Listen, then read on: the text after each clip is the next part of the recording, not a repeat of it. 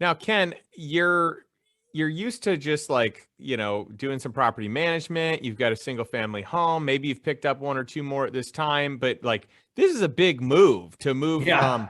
from property management on other people's stuff, on your own asset. Maybe you only have one at the time. You jump to a $9 million purchase price. You've got to come up with $2 million. I've got to assume you didn't have this yourself. So what's the story there? How did you figure that out?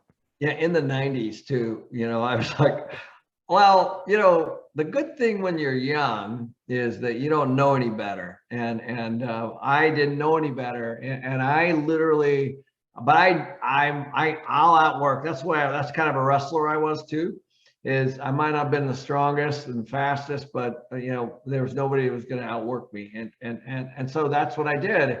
And we just started knocking on doors, calling. Back then we'd have the internet, and trying to figure out people that had money.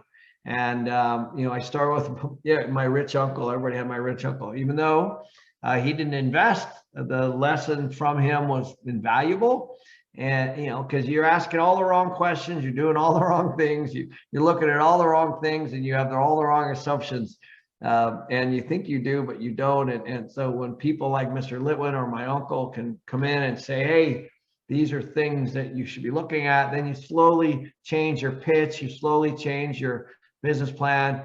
And we ended up, I ended up raising money through my attorney at the time and his buddies. And he was a real estate attorney. He's still my attorney, by the way. And a incredible friend, and he turned me on to his buddies. And as what the power of the math, like once they saw the deal and they start to see the return, and they were excited about the senior market, because even in the 90s they were talking about the aging baby boomers. Now it's kind of old news, but this is going to happen. And so I just kind of hung my hat on that and said, this is this lifestyle living. It wasn't assisted care or congregate care. It was lifestyle living.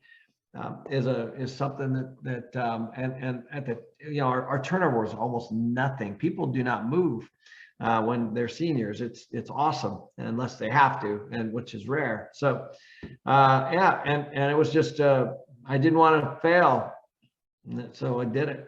I love it. Well, and by the way, that's I love hearing that story, because I took a lot of pride early on in my career that I would outwork anyone.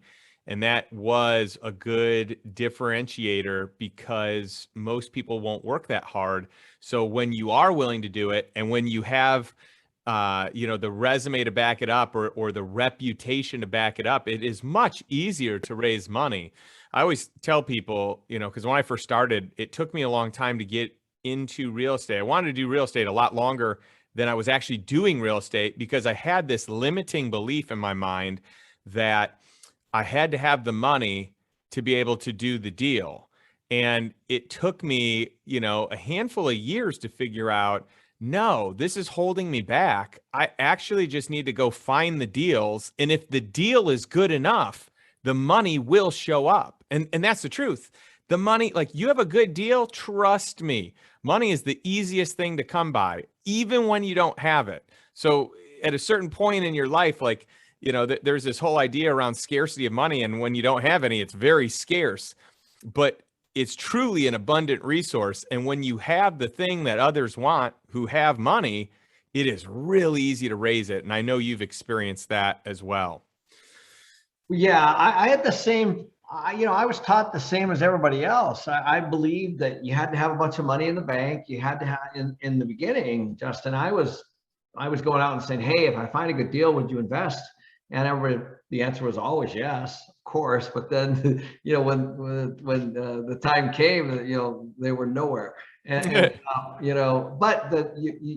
what happened? What I did find is that the deal drives the investor,